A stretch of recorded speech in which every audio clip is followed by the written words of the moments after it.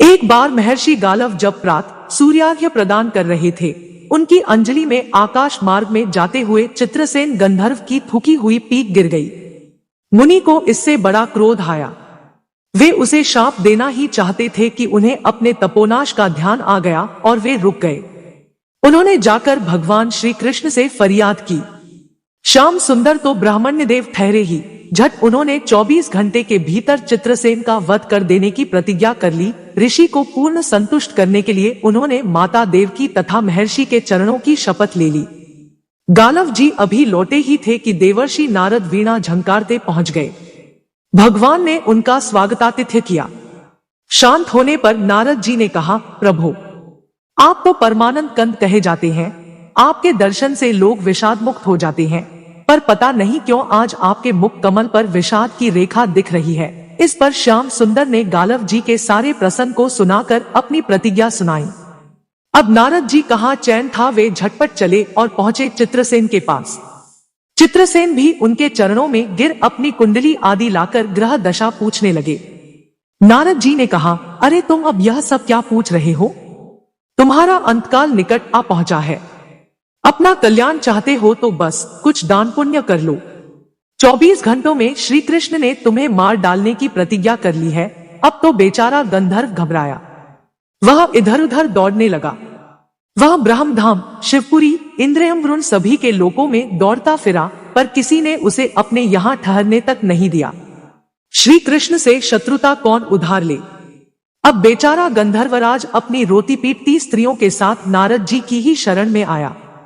नारद जी दयालु तो ठहरे ही, बोले, अच्छा यमुना तट पर चलो। वहां जाकर एक स्थान को दिखाकर कहा, आज आधी रात को यहाँ एक स्त्री आएगी। उस समय तुम ऊंचे स्वर में विलाप करते रहना, वह स्त्री तुम्हें बचा लेगी। पर ध्यान रखना, जब तक वह तुम्हारे कष्ट दूर कर देने की प्रतिज्ञा न कर ले, तब तक तुम अपने कष्ट का कारण भूलकर भी मत बताना। नारद जी भी विचित्र ठहरे। एक ओर तो चित्रसेन को यह समझाया, दूसरी ओर पहुंच गए अर्जुन के महल में सुभद्रा के पास। उससे बोले, सुभद्रे, आज का पर्व बड़ा ही महत्वपूर्ण है। आज आधी रात को यमुना स्नान करने तथा दीन की रक्षा करने से अक्षय पुण्य की प्राप्त होगी। आधी रात को सुभद्रा अपनी एक दो सहेलियों के साथ यमुना स्नान को पहुंची। वहां उन्हें रोने की आवाज सुनाई पड़ी। नारद जी ने दीनोद्धार का महात्म्य बतला ही रखा था। सुभद्रा ने सोचा, चलो अक्षय पुण्य लूट ही लूं। वे तुरंत उधर गई तो चित्रसेन रोता मिला। उन्होंने लाख पूछा, पर वह बिना प्रतिज्ञा के बतलाए ही नहीं। अंत में इनके प्रतिज्ञाबद्ध होने पर उसने स्थिति स्पष्ट की। अब तो यह सुनकर सुभद्रा बड़े धर्म संकट और असमंजस में पड़ गई। एक ओर श्री कृष्ण की प्रतिज्ञा, वह भी ब्राह्मण के ही के लिए, दूसरी ओर अपनी प्रतिज्ञा। अंत में शरणागत त्राण का निश्चय करके वे उसे अपने साथ ले गई। घर जाकर उन्होंने सारी परिस्थिति अर्जुन के सामने रखी। अर्जुन का चित्रसेन मित्र भी था। अर्जुन ने सुभद्रा को सांत्वना दी और कहा कि तुम्हारी प्रतिज्ञा पूरी होगी।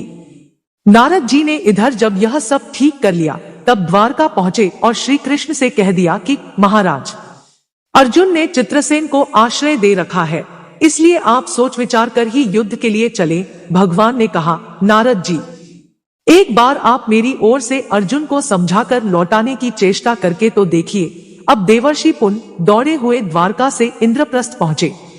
अर्जुन ने सब सुनकर साफ कह दिया, यद्यपि मैं सब प्रकार से श्री कृष्ण की ही शरण हूँ और मेरे पास केवल उन्हीं का बल है, तथापि अब तो उनके दिए हुए उपदेश क्षात्र धर्म से कभी विमुख न होने की बात पर ही दृढ़ हूँ। मैं उनके बल पर ही अपनी प्रतिज्ञा की रक्षा करूंगा। प्रतिज्ञा छोड़ने में तो वे ही समर्थ है। दौड़कर देवर्षि अब द्वारका आए और ज्यों का त्यों अर्जुन का वृत्तांत कह सुनाया। अब क्या हो? युद्ध की तैयारी हुई। सभी यादव और पांडव रणक्षेत्र में पूरी सेना के साथ उपस्थित हुए। तुमुल युद्ध छिड़ गया। बड़ी घमासान लड़ाई हुई, पर कोई जीत नहीं सका। अंत में श्री कृष्ण ने सुदर्शन चक्र छोड़ा, अर्जुन ने पाशुपतास्त्र छोड़ दिया। प्रलय के लक्षण देखकर अर्जुन ने भगवान शंकर को स्मरण किया।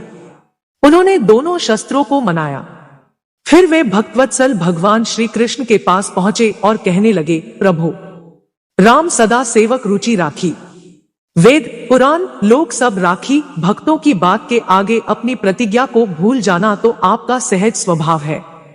इसकी तो असंख्य आवृत्तियां हुई होंगी। अब तो इस लीला को यही समाप्त कीजिए।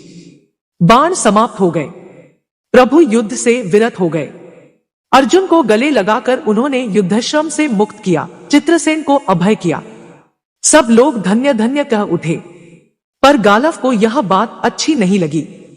उन्होंने कहा, यह तो अच्छा मजाक रहा। स्वच्छ हृदय के ऋषि बोल उठे, लो मैं अपनी शक्ति प्रकट करता हूँ। मैं कृष्ण, अर्जुन, सुभद्रा समेत चित्रसेन को जला डालता हूँ। पर बेचारे साधु ने जो ही जल हाथ में लिया, सुभद्रा बोल उठी, मैं यदि कृष्ण की भक्त हूँ और अर्जुन के प्रति मेरा प्रतिव्रत्य पूर्ण हो तो यह जल ऋषि के हाथ से पृथ्वी पर न गिरे। ऐसा ही हुआ। गालव बड़े लज्जित हुए।